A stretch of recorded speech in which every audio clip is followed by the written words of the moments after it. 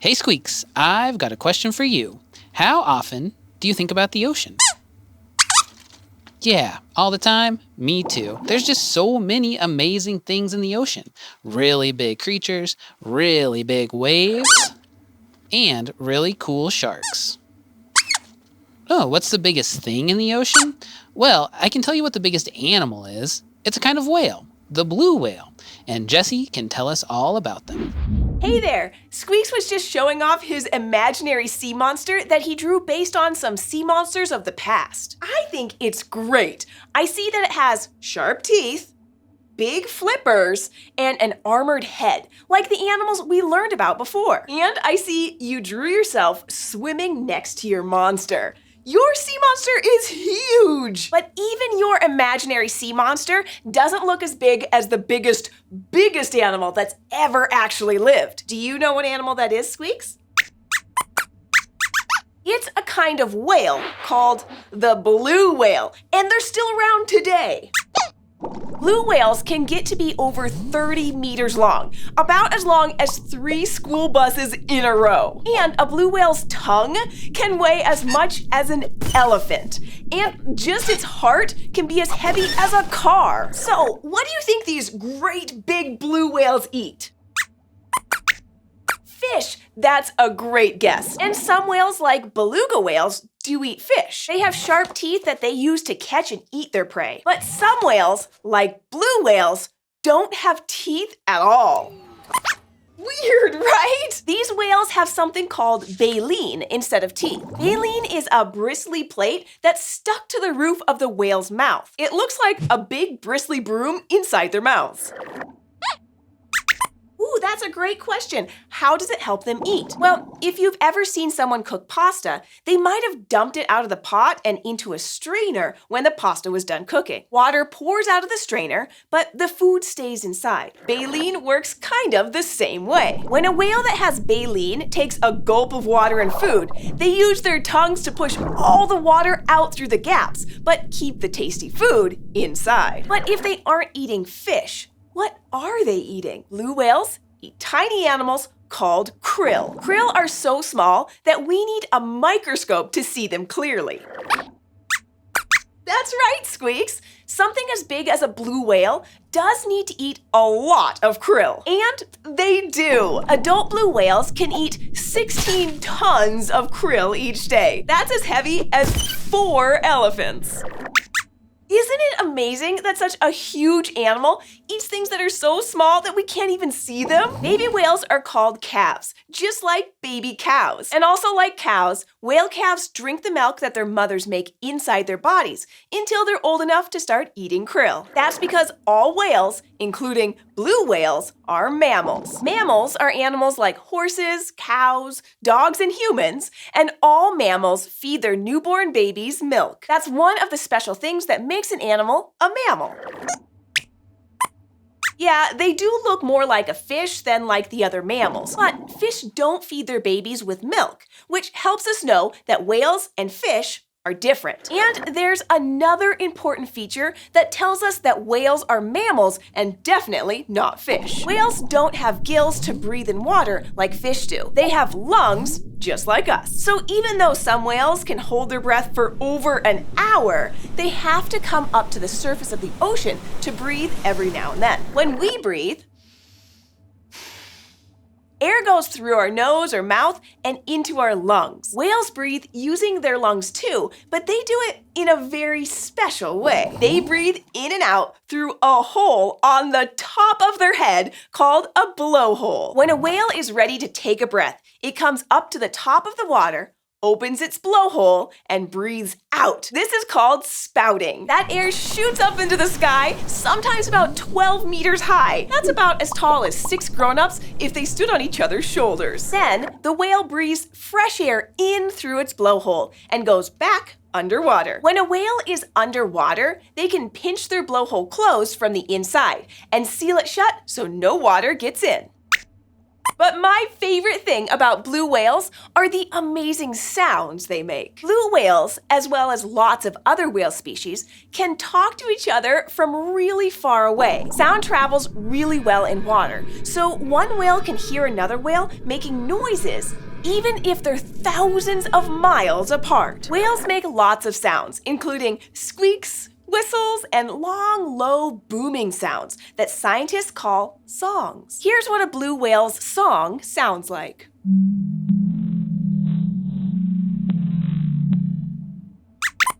I think whale songs sound beautiful too, Squeaks. Oh yeah, Squeaks says he still thinks his imaginary sea monster is pretty cool, but it's even cooler that there are giant blue whales out in the ocean right now, singing to each other, eating microscopic krill, and taking care of their babies. I agree. Blue whales are so incredible. I especially love the idea that they can sing, and they're not the only amazing animal in the ocean. I mean, how about sharks? Sharks are amazing hunters, maybe the greatest in the whole ocean. From their super cool skeletons to some very old sharks, let's learn a little bit more about them. When you think of a shark, what do you picture in your mind? Do you think of a big fin sticking out of the water, or maybe a huge set of sharp teeth? Sharks are some of the most famous animals in the ocean, but do you know what makes a shark a shark? Well, for one thing, all sharks are fish. That might not surprise you since they live and swim in the water, but sharks are a special kind of fish. One of the things that makes them different from other fish, like goldfish, is that sharks have a special skeleton. Our skeletons are made of bone, and so are the skeletons of most kinds of fish. But a shark's skeleton isn't made of bone. It's made of cartilage. And you have cartilage in your body too. You can feel it right now. Touch the tip of your nose. Wiggle it around. How's it feel? What about your ear? Can you bend it? You sure can, because the tip of your nose and your ear aren't filled with bone. They're filled with cartilage. Cartilage is a lot lighter than bone, and it bends easily. So having a skeleton made of this stuff helps sharks swim farther and faster than if their skeletons were made of bone. Now let's look at another body part that sharks are famous for. Their teeth. Have you ever lost a baby tooth and then an adult tooth grew in? Well, sharks lose their teeth all the time throughout their entire lives, and they just keep growing new ones. How can they do that? You and I just have one row of teeth in our mouths, but sharks have lots of rows of teeth on the top and the bottom. So when a shark loses a tooth, another tooth that's right behind it can just move on up to take its place. Because they always have new teeth to replace the old ones, some sharks can lose thousands of teeth during their lives. All right, the next cool thing about sharks, their skin. If you could rub the skin of a shark, you'd find that it would feel smooth if you ran your hand in one direction. But if you rubbed your hand the other way, it would feel rough, like a cat's tongue. That's because a shark's skin is covered in tough, bony scales that actually look a little like tiny teeth. These little scales are stacked on top of each other like tiles on a roof. This helps sharks swim through the water quickly and quietly. So those are some of the things that all sharks have. But there are over 450 types of sharks in the world, and that means a lot of differences too. Take a look at this one. It's called a whale shark, and it's the biggest shark there is. In fact, it's the largest fish in the whole world. Whale sharks can grow to be as long as a school bus, but even though they're so big, they eat tiny plants and super small animals called plankton that float in the water. But not all sharks are as big as the whale shark. Some can also be tiny. Meet the dwarf lantern shark. It's so small that it could fit in my hand. This shark lives in the deep ocean where there's very little light, so it has big eyes to help see in the dark. Plus, it has a really neat feature. It has special organs on its belly, fins, and tail that actually glow. Scientists think this might help the lantern shark lure in prey for it to eat. Plus, when it's in shallower water where there's more light, these glowing lights can help it blend in to avoid predators. Finally, I'd like you to meet a very special shark. Say hello to the Greenland shark. This big shark spends most of its time swimming in very cold water, hanging out near the sea floor, looking for an easy snack. But scientists have recently discovered something amazing about these animals. Greenland sharks can live to be up to 400 years old. Of all the animals in the world with backbones known as vertebrates, Greenland sharks live the longest, at least that we know of. But scientists are still discovering new kinds of sharks all the time, so who knows what kinds of super sharks are still out there waiting to be found. Oh, Squeak says he wants to discover new kinds of super sharks. Maybe you will. But even though we've talked about some amazing ocean animals, the ocean themselves are incredible too. Let's see. How about the biggest waves? Oh, waves can get really big. Big enough that people in some parts of the world have to learn how to be safe around them. Let's take a look at tsunamis. One of my favorite parts about going to the beach is watching the ocean. When Squeaks and I visit, we like to sit for a while just watching the waves splash against the rocks and sand. And sometimes when it's hard for Squeaks to fall asleep, he'll listen to sounds of the ocean waves to help him relax and get sleepy. Most waves are like that, small and calm, but once in a while, there's a really extreme kind of wave. It's called a tsunami, or sometimes a tidal wave or seismic wave, and it's huge. The wave can be taller than a house. Tsunamis usually only happen in the part of the world near the Pacific Ocean, and there are only 1 or 2 a year, but they make a big splash. Regular ocean waves aren't usually very big, and they follow a pattern. The water moves back a little bit and then rises up into a kind of half-circle shape and splashes onto the shore. During a tsunami, the water does something similar, but it moves much more. The water pulls far away from the beach, going back and back until, whoosh, the water comes zooming back in all at once as a giant wave. Yeah, it's really strange to imagine. Tsunamis don't happen a lot because a lot of different things need to come together to cause one. It all starts way out in the ocean with a big movement on the ocean floor. Good question. Squeaks wants to know what could make the ocean floor move around like that. Well, earthquakes do that sometimes, and it can also happen when underwater volcanoes erupt. Yes, there are volcanoes underwater. And when something like an earthquake or volcano makes the ocean floor shift quickly, it pushes water out of the way super fast. That's called displacement. The water gets moved to a different place. It's what creates the waves. It's just like when you drop an ice cube into a glass of water, or even when you get into the bathtub. You displace the water, and the moving water creates waves. But when the ocean floor moves around, that creates much bigger waves than just dropping an ice cube into a cup of water. And the waves get bigger and bigger as they get closer to shore. A tsunami wave can grow almost 30 meters tall, way taller than most buildings. When a wave that big hits the shore, it can be very powerful, and smaller waves can follow behind the first one, bringing in a lot of extra water. The water can flood whole towns, covering houses, schools, and everything else for a while. Eventually, the water pulls back into the ocean, and sometimes it'll take things with it, like trees or cars. That's some strong water.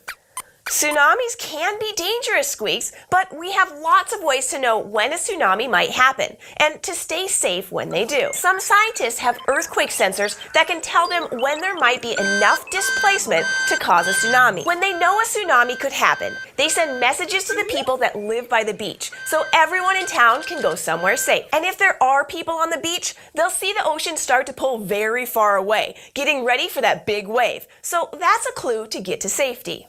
Where do people go? Well, to stay safe during a tsunami, the best thing to do is to move somewhere high above the ocean so that the tsunami and the flooding afterwards won't be able to reach you. But thankfully, tsunamis don't happen a lot, and there are lots of scientists keeping an eye out just in case. That way, we get to safely enjoy the ocean. Oh, you think giant waves sound scary?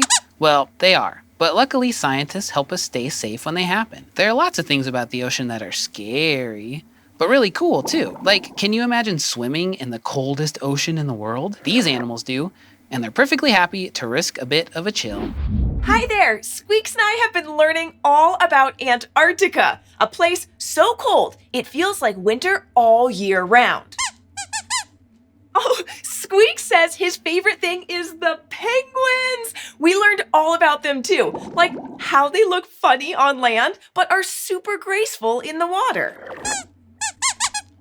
Oh, yeah. You're right that you won't see many other animals on land in Antarctica. But looking below the surface of the Southern Ocean and the Antarctic seas, you'll find a very different story. Even though it's freezing cold, penguins and many other animals swim in the seas surrounding Antarctica. These are called marine animals. Marine is a word that tells us these animals live in the ocean. I would have a really hard time swimming there too. It's so cold. But for these marine animals, the super cold ocean is a great habitat. A habitat is a place that provides everything an animal needs to live, like food and a place to stay. These animals are part of a huge food web in the ocean, with different animals that live and swim near each other and even eat each other. It's pretty amazing, and each creature in this food web has a special way to survive the cold. How is that possible? Well, let's take a look at this leopard seal. Do you see anything that would help them keep warm? Oh, good observation, Squeaks. It can be hard to tell sometimes because the seal is wet, but they have a warm fur coat. But that fur on its own wouldn't be enough to keep them warm. So seals actually have another secret layer that helps them stay warm while they're swimming in cold water. How do they do it? Under their skin, seals have a special layer of fat called blubber. This blubber doesn't get cold easily and acts like a super thick coat between the cold seawater and the warmth inside the seal's body. Most marine creatures like seals, whales, and orcas, and penguins have some amount of blubber, especially around Antarctica. And being big and blubbery helps to keep the cold outside of their bodies instead of having it sink in and freeze their insides. Ooh, good question. Not every animal has blubber. So how else could swimming creatures stay warm? Well, not every animal needs to stay really warm to survive. Squeaks, what's another animal that you might think of when exploring underwater habitats?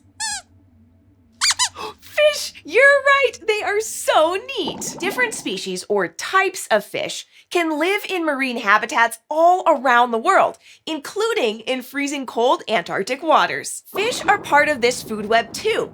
They're food for penguins, seals, and orcas, so it's super important that there are fish that can survive in the cold. Take a look at the group of fish called notothenioids. These fish don't have blubber, so the insides of their bodies get cold enough that it could freeze another animal.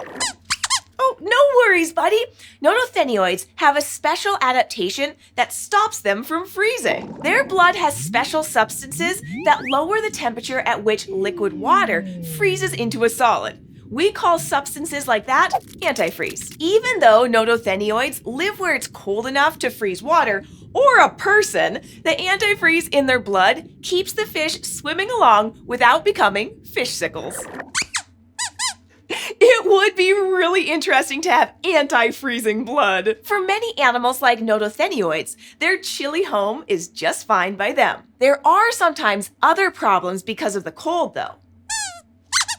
Well, let's go from looking at big animals to teeny tiny animals. A favorite food of many Antarctic sea animals are teeny little critters called krill. Krill are related to crabs, lobsters, and shrimp. Antarctic krill's insides don't need to stay as warm as a bird's or a mammal's, so they don't have fur, feathers, or even blubber to keep themselves warm. They can even grow faster in colder waters. Krill eat phytoplankton, which are itty-bitty things similar to plants that grow in the water. Some phytoplankton grow well in the cold, but when winter comes to Antarctica, the seas get too cold, and there aren't as many phytoplankton for krill to eat.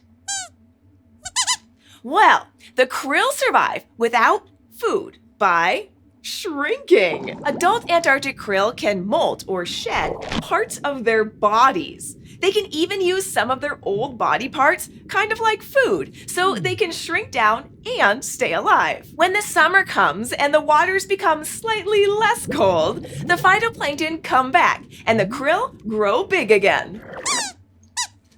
Oh, it does sound like it might be hard to grow and shrink so often. But without these super survivor krill, so many animals would go hungry. Krill are eaten by fish, penguins, seals, whales, and even more marine mammals. Each of these animals in this freezing food web has their own unique adaptations to help them deal with problems that come from living in extreme cold. Whether we're looking at the blubber of seals, the amazing antifreeze blood of fish, or the shrinking skills of krill, each animal survives in its own way. And many of these animals rely on each other. The bigger animals need there to be plenty of smaller animals there to survive. Without the tiny krill, there wouldn't be big whales. Yeah, isn't it neat how everything's connected? Even in one of the coldest places on Earth, there's so much to learn about animals and how they live, eat, and survive. Say, why don't we find some videos about krill and learn about eating in the cold while we eat something cold? I have some ice cream in the freezer for us. Yeah, I don't think I could swim in water that cold either, but I do love a day at the beach. Hey, Squeaks, we've been talking about the biggest and most extreme things in the ocean, but there's one thing I can think of that's just the best, and that's having fun. Like, do you remember when you and Jessi learned how to make the best sandcastle ever? I sure do. It's time to head outside and play, and it's summer, so you know what that means. We can play in the sand. Maybe you've had a chance to play in some sand too, in your own yard or at school or even at the beach. If you have, you know it can be a lot of fun to play in. Sometimes I let sand flow through my fingers or have Squeaks bury my hands or feet. But one of the coolest things that you can do with sand is build stuff. Yes, Squeaks, like sandcastles. But it can be tricky to build a sandcastle that doesn't just crumble away. Big sand piles are fun too, but they're no castle. So here are 4 tips to help you build an awesome sandcastle. Step 1. Use plenty of water. Water is the key to building a great sandcastle because sand that's too dry doesn't stick together at all. And here's why. If you could look at sand closely, I mean really closely, you would see that it's made of tiny pieces called grains. If you try to build a sandcastle out of dry sand, the grains just fall apart. There's nothing to hold them together. But if you mix water in with the sand, then something really neat happens. Little drops of water, so small that you can't see them, squeeze in between the grains of sand. The teeny water droplets stick to the grains of sand and form what are kind of like little bridges between the grains. These bits of water act like glue to hold the grains of sand together. If you don't use enough water, there won't be enough of these bridges, and the sand will fall apart. So make sure you mix plenty of water in with the sand that you're going to use to build your sandcastle. Step 2. Give your sand away and some time to drain. Draining the sand means making sure there's not too much water in it. If it starts to look more like soup, that means there's too much water for those little bridges to form, and the grains of sand won't stick together. So you should let the extra water drain from the sand before you start your castle. That might mean using a tool with holes in it so the extra water can get out.